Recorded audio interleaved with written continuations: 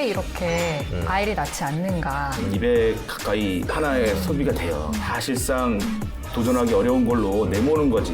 혼자서 변호사 사무실을 운영을 하다 보니 사무실을 비울 수는 없는 거예요. 아이고. 진짜 둘이 이렇게 법정에서 부둥켜안고 울었어요. 너무 슬프더라고요. 제안을 하고 싶은 거는 네. 그런 가구의 자녀들은 상당히 어렵게 자랐기 때문에 네. 결혼에 대해서 상당히 부정적인 시각을 갖고 있어요.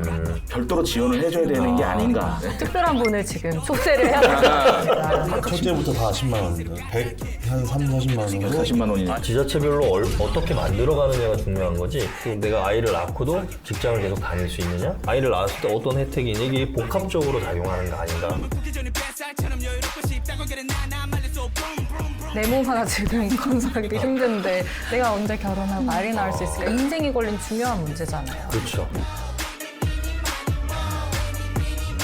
내가 사회에서 제 목소리를 낼 수 있으면서도 아이도 잘 클 수 있는 그런 환경이 조성되기를 원하는데 제가 제일 필요한 거는 이 인프라거든요. 육아 지원 수당의 효과로 볼 수 있을까라는 게 좀 의문이고요. 그거보다는 구조적으로 접근을 해서 하는 게 낫다고 보고. Your time is ticking. Life is short. And life's a race.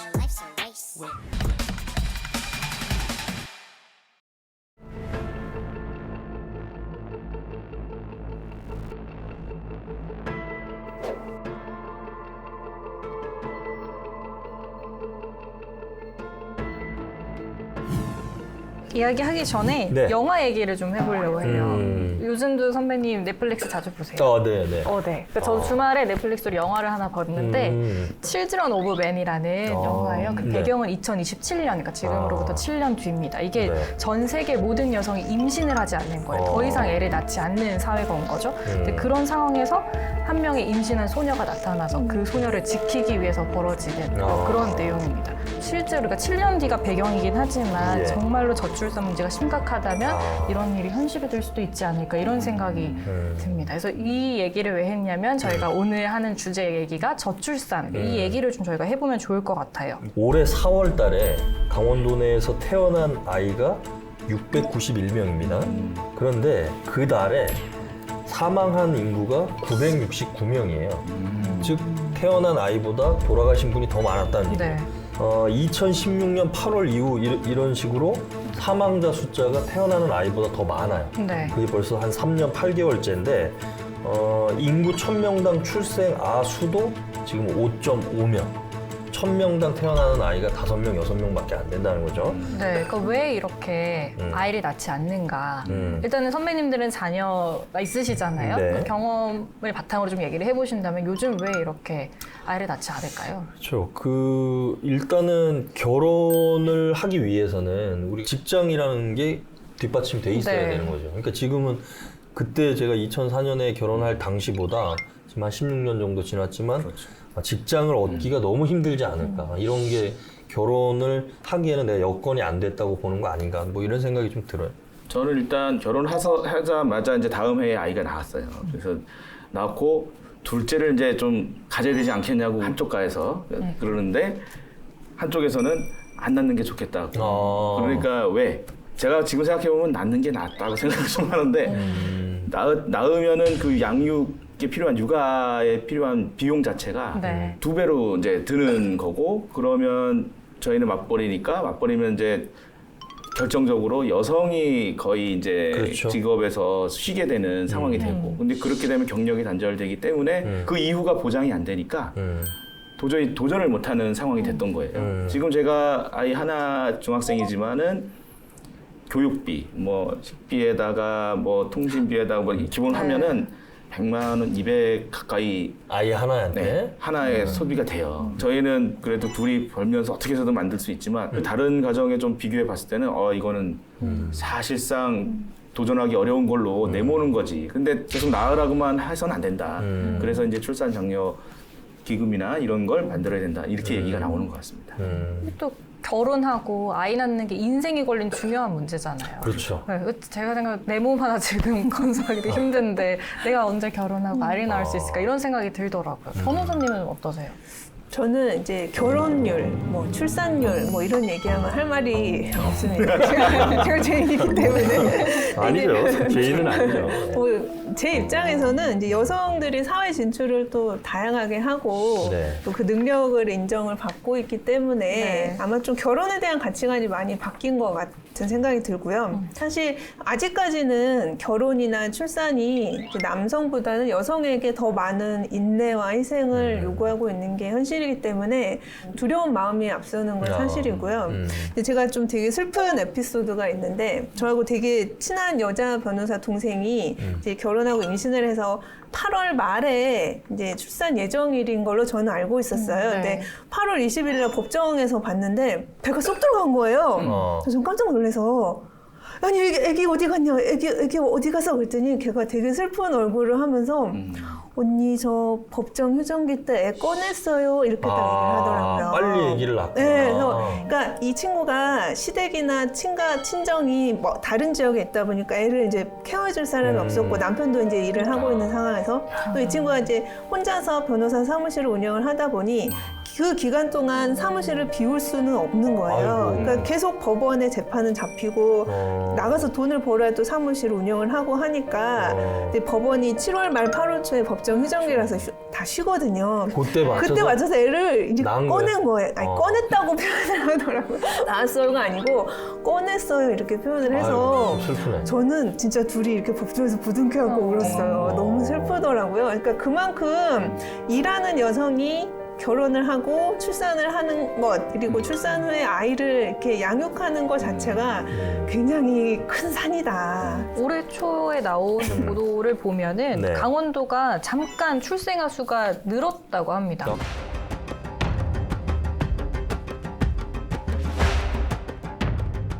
강원도 출생률이 잠깐 늘어난 게 강원도 육아기본 수당이다. 좀 어떻게 보시는지. 이게 사실은 이제 최문순 지사의 대표적인 공약 중에 하나였죠. 강원도 육아기본 수당인데 이게 초기에는 좀 논란이 많았어요. 네. 강원도에서 첫 아이를 낳으면 산모와 아이에게 각각 한 달에 한 70만 원씩 주겠다. 1년 동안은. 네. 그 다음에부터는 아이한테만 주겠다. 뭐 이렇게 했었는데 이거를 보건복지부에서 제동을 걸었어요. 전국에서 너네만 이렇게 파격적으로 주면 다른 지자체하고 형평성이 안 맞는다. 네. 그래갖고 줄였죠. 이거를 이게 30만 원으로 매월 부모 소득에 상관없이 4년 동안 매달 30만 원씩 주는 거죠. 일단은 줄어드는 게 멈추고 늘었다는 거는 상당히 긍정적인 효과를 좀 봐야 되겠죠. 이건 강원도가 잘한 것 같아요. 그래서 저는 이게 꼭 육아 지원 수당의 효과로 볼 수 있을까라는 게 좀 의문이고요. 사실 결혼을 많이 했던 때가 있을 때고 뭐 밀레니엄 뭐 이럴 때? 많이 태어났을 때가 있을 때고 이제 그렇게 돼서 그 순간에 딱 늘을 때 아다리가 맞는 그런 네. 상황이 아닐까. 왜냐하면 사실 지원책이 있다고 해서 내가 아이를 안 낳으려는 사람이 갑자기 연간 360만 원 주는데 낳아야겠다 그렇게 결심하긴 사실 어렵고 더 중요한 거는 아까 말씀하신 대로 내가 안정적으로 직업을 가지고 있고 그리고 돌봄 센터 같은 게 잘 갖춰지고 이런 인프라가 되면 네. 그때 이제 결심을 하게 되지 예. 그거보다는 구조적으로 접근을 해서 하는 게 낫다고 보고 이 육아 지원 수당은 반드시 근데 이거는 이제 더 이상 뭐 축소되거나 하면 안 될 것 같고 더 그렇죠, 늘어야 될 것 그렇죠. 같고 예, 지금 예, 상황에서는 예. 저도 이 사실 강원도 육아 기본 수당이 자녀 계획이 애초에 없고 이제 요즘 말하는 뭐 딩크족 이제 소득은 2배지만 아이는 없는 이제 딩크족으로 살기로 마음을 먹은 이제 부부들이 이 육아 수당이 있다 이렇게 해서 우리 애를 낳자 이렇게 바뀌지는 않을 것 같아요. 네. 다만 이제 육아 기본 수당이 아이를 이미 가질 계획이 있고 또 이제 자연스럽게 아이를 가진 부부들에게 큰 경제적인 네, 지원이기 네. 때문에 네. 그런 효과는 있을 것 같고 이제 이런 우리가 돈을 많이 줄 테니 수당을 많이 줄 테니 아이를 많이 낳아라 이런 정책은 사람들의 마음을 쉽게 바꿔놓지 네. 못할 것 같아요. 제가 더해서 하나 제안을 하고 싶은 거는 네. 지금 보면은 신생아가 나올 때마다 이제 육아 기본 지원 수당을 이렇게 주는데 네. 이미 그런 혜택을 받지 않았는데 다자녀인 가구가 네. 상당히 있어요. 네. 찾아보면은. 근데 그런 가구는 지금 혜택을 못 받고 있는 상황이기 때문에 예. 되게 어렵게 이제 육아를 하고 있어요. 지금 이런 가구는 별도로 지원을 해줘야 되는 게 아닌가. 그러니까 네. 지금 태어나는 애들 지원하는 것뿐만 아니라 더해서 왜냐하면 그런 가구의 자녀들은 상당히 어렵게 자랐기 때문에 네. 결혼에 대해서 상당히 부정적인 시각을 갖고 있어요. 물론 잘 되는 케이스도 있지만 확률적으로 봤을 때 그렇게 보이고요. 그래서 지원을 해주면서 아 이거 지원을 받고 나라가 이런 문제를 하는데 나도 혜택을 받았으니 우리가 좀 잘 직업도 잘 잡고 해서 그러면 결혼해서 또 아이 나오면 또 이제 지원 수당이 나올 거 아니에요. 그렇게 하면서 아 이 정도로 우리가 사회의 일원으로서 해야 된다는 개념 가치관을 바꿔줘야 되는 게 좋다. 지금 보면 아까 딩크족도 있고 욜로족도 네. 있고 많은 게 이게 유행이 번져버리니까 그게 정답으로 지금 돼버리는 셈이에요. 아 더불어 사는 게 좋고 가족과 함께 사는 게 좋고 이런 그런 건전한 가족 개념, 공동체 개념을 퍼뜨려야 된다. 이게 제 생각입니다. 네. 저희 중에 근데 지금 강원도 기본 육아 수당을 받는 분이 없잖아요. 없죠. 그래서 특별한 분을 지금 초대를 해야 될 소환을 해야 될 것 같아요. 초대 손님이 강원도 육아 기본 수당을 받고 계신 치재 요정님 네. 오셔서 이제 잘 아둥이 아빠 네. 하셨습니다. 이제 의견들이 나오고. 자녀가 셋이고 예. 다음 달에 한 명 더 출산 예정인 거죠? 예, 그렇죠. 지금 그러면 육아 기본 수당은 얼마를 받고 있어요? 저는 이제 첫째는 강원도 혜택을 못 받고 아 첫째는 예, 그때 기한- 아직 예. 소급 적용이 안 되니까. 이제 쌍둥이 둘만 받고 있는데 60만 원 한 달에. 아동 수당은 각각 첫째부터 다 10만 원. 거기에 30만 뭐 원. 저것도 있습니다. 지금 무상 보육. 네, 보육비가 한 20만 원씩 나오고요. 저희 따져 보니까 한 3, 40만 원 정도. 140만 원이네요. 아이 3명에. 예, 예. 근데 하나 더 나오면 나오면? 거의 한 200만 원 되겠네요? 예, 그렇죠. 근데 이게 아이 나와야겠구만 이거. 일단 몸을 흔들지 마세요. 흔들지 마세요. 인터뷰 처음이래요. 맨날 인터뷰 하다가 인터뷰를 또 받아보니까 공손한 자세가 네, 좀 안타까웠던 게 처음에 70만 원 준다고 했을 때 정말 환영했거든요. 했는데 갑자기 저 보건복지부에서 갑자기 지방분권 시대에 네. 안 된다 이렇게 얘기해서 네. 좀 조금 안타까웠죠. 근데 30만 원씩이라도 받으니까 예. 진짜 도움이 많이 됩니다. 그러면 아이를 셋, 넷을 키우는 사람 입장에서는 이런 정책 하나 좀 필요하다 이런 거 좀 없을까요? 그래서 저는 일단은 그 제일 중요한 게 요즘 아파트에 많이 살고 있는데 층간 소음 문제가 되게 심각해요. 애들이 많기 때문에 네.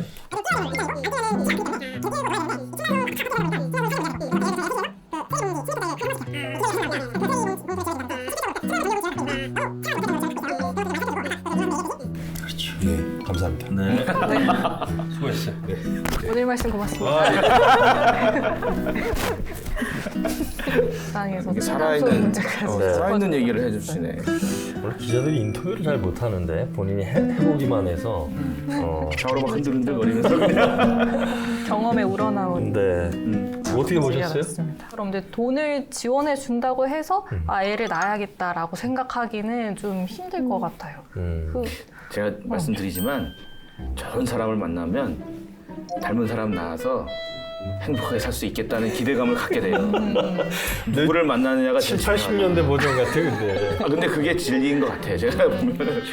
저는 지금 취재 요정님 인터뷰 듣고 좋겠다라는 생각은 들었는데요. 네. 제가 제일 필요한 거는 이 인프라거든요. 아이를 낳아서 잘 키울 수 있는, 그러니까 제가 일을 하면서 저의 경력이 단절되지 않고 제가 사회에서 제 목소리를 낼 수 있으면서도 아이도 잘 클 수 있는 맞아요. 그런 환경이 조성되기를 원하는데 계속 돈만 지원해주면 되지 돈 줄게 나와라, 돈 줄게 켜 이런 식은 좀 부족하다고 보는 거라서 저는 그냥 아까 얘기하신 거 보고 좋은데 좋겠다 이런 생각은 조금 들었지만 연계를 해보면 그 현실적인 문제인데 제 생각에는 우리가 그 고령화 사회로 되면서 우리가 지금 이제 우리 회사 같은 경우도 아마 그 정년이 60세로 돼 있을 거예요. 공무원들도 통상적으로 이제 60세인데 60세가 되게 젊어요 이제는. 왜냐면 뭐 30년씩 직장 생활 하시고 나도 지금 한창 현역으로 활동하실 수 있는데 정년에 막혀서 이분들이 자기가 해왔던 일하고 전혀 상관없이 사회로 이제 나가셔야 되는데 친가 부모님 아니면 외가 뭐 장인 장모님한테 꼭 부탁을 해야 되는 거예요. 애를 갑자기 직장에 뭔 회의가 있는데 애를 좀 봐달라 아니면 학교에 뭐 오라 그러는데 못 가니까 뭐 할머니 할아버지 좀 대신 가주십시오 이러는데 이런 속에서도 얼마든지 일자리 같은 걸 좀 만들 수 있지 않을까 시스템상으로 생각이 갑자기 저도 전적으로 동감하는 게 출산율도 이제 높이는 정책을 마련을 한과 동시에 저는 이미 현실적으로 우리나라가 이미 고령화 사회에 접어들었다는 현실을 직시하고 네. 이제 고령 인구를 위한 정책도 그렇죠. 마련해야 되는데 그렇죠. 그걸 연계했으면 좋겠다는 저도 생각을 네. 저도 하고 있었어요. 그 어린이 재단에서 올해 초에 이제 연구한 그 결과가 있는데요. 거기서 이제 저출생의 이유에 대해서 이제 연구를 한 결과를 보니까 예. 그걸 막기 위한 제도 개념은 4가지가 있는데 임신, 출산, 의료비 지원 그게 1차고 두 번째는 일과 가정에 양립을 할 수 있는 제도 개선이고 세 번째가 양육 비용 네 번째가 가장 마지막인데 돌봄 체계로 나왔어요. 그러니까 방금 말한 대로 어르신들이 이 돌봄 체계에 흡수돼서 일자리가 될 수 있도록 연계하는 정책으로 루트가 만들어져야만 이 이제 전반적으로 저출생을 이제 줄일 수 있는 그 완벽한 그 체계가 되지 않느냐 이렇게 생각이 되는 거죠 지금. 저희가 지금 수당 얘기를 하고 있었잖아요. 그러니까 출산 장려금도 지자체마다 주더라고요. 보니까 강원도 양양이 첫째를 낳으면 220만 원, 둘째를 낳으면 340만 원, 셋째는 820만 원, 넷째부터는 1,900만 원. 진철 양양으로 가면 갑자기 장기자가 생각이 나네. 돈을 많이 받았습니다. 현금 지원도 하기는 해야 되는 거라고 보세요? 어떤 특별한 특단의 대책 하나만으로 해결할 수는 없습니다. 근데 그 중에 하나가 이런 현금성 수당이 네. 동기부여 요인은 분명히 된다. 이미 선진국에서도 시행을 하고 있다. 결국은 아이를 계속 낳아서 키울 수 있는 환경을 지자체별로 어떻게 만들어가느냐가 중요한 거지. 일자리를 찾을 수 있느냐. 그리고 내가 아이를 낳고도 직장을 계속 다닐 수 있느냐. 또 아이를 낳았을 때 어떤 혜택이 있냐. 이게 복합적으로 작용하는 거 아닌가. 그 인프라 구축과 이 직접 지원, 현금 지원 이 제도는 대립 개념이 전혀 아니고 네. 병행돼야 되는 개념이다. 근데 지금으로서는 이제 긴급 처방으로 먼저 이제 지원을 하면서 지금 연구가 계속되고 있는 상황이니까 그 양양처럼 다 됐으면 좋겠어요, 저도. 근데 이제 그러기에는 또 재정적인 네. 한계가 있는 건데 우리 좀 그런 거 있잖아요. 막 대규모 예산 들어가는 막 철도, 도로, 공항, 항만 뭐 이렇게 하면은 몇 조씩 들어가잖아요. 그렇죠. 그런 대규모 예산들을 우리가 이런 데에다가 투자를 해서 젊은 사람들이 결혼하면 결혼 수당 줄 수 있는 거 아닙니까? 그렇죠. 네, 결혼하게 되면 진짜 누구 대통령 나오셨던 허황된 공약 중에 하나는 집을 주라. 아니 집 주는 거 이거 할 수 있습니다. 할 수 있다고 생각하는 게 뭐냐면 국방비 예산이 우리나라가 53조예요. 최근의 예산이. 그러면 그 중에서 1조 국방 김정은이하고 어떻게 잘 해가지고 야 감축하자. 서로 소모하지 말고 너네 원하는 거 줄 테니 이거 그러면서 이거 국방비까지는 좀 그렇지만 줄이면 이번 기자님 거 이렇게 편집될 것 같아요. 전투기 하나 안 사면 되잖아요. 아니 그게 왜 그러냐면 헤드라인 뽑아보겠습니다. 좀 이번 헤드라인은 좀 옛날 느낌을 살려서 출산 퓨어 느낌으로. 제가 오늘 되게 좀 안 좋은 얘기만 많이 하는 것 같은데 저의 마음을 좀 움직여서 출산율 올라가는데 좀 도움도 되고 좀 제가 마음을 좀 고쳐먹을 수 있게 멋진 네. 표를 만들어 주셨으면 좋겠습니다. 네, 이거 관련해서 표를 싹 봤어 옛날 거. 네, 어떤 게 있었어요? 출산 제한, 산하 제한 표가 유행을 했잖아요. 그때. 네. 덮어놓고 낳다 보면 거짓골을 못 먹어. 나 이거는 진짜 아니 근데 우리 때는 역대급이었어, 역대급. 출산율 높이려면 그 밤에 단전을 그런 말도 있었잖아요. 그래서 저 기찻길 옆에 사는 집에 애들이 많이 있는 거예요. 기차가 타고 자녀 하나면 외롭지만 없으면 더 괴롭다. 근데 이게 자녀가 약하다. 이게 뭐 이게 무자식이 아유, 감동이 안 상팔자 되네. 뭐 이런 감동이 안 됐어. 것도 있잖아요. 일단 탈락. 일단 달라? 이런. 네. 저는 짧게 더 늦기 전에 점점점. 그러니까 이게 좀 복합적인데 네네네. 더 늦기 전에 결혼해라. 이 사람들이 아이를 낳지 않을 수 있으니 더 늦기 전에 빨리 정책을 만들어라. 또 더 늦기 전에 뭘 해라. 여기에 다 포함되지 않을까. 좋네요. 예. 낳으라고 하기 전에 낳고 싶게 해주라. 공감된다. 나으라고 하기 전에. 여기서 오늘 이걸로 끝났다 했는데 얘야. 끝판왕인데. 그럼 악수 한번 하시죠. 아, 심히 공감이 더 늦기 전에. 어? 아, 괜찮다. 네. 이거 적어놔야 돼. 그래서 취재 AI님께 드리겠습니다. 네. 속 시원하게 할 말은 하자. 강원도 열혈 기자들이여. 눈치 보지 말고 강원 기자회견으로 모이세요.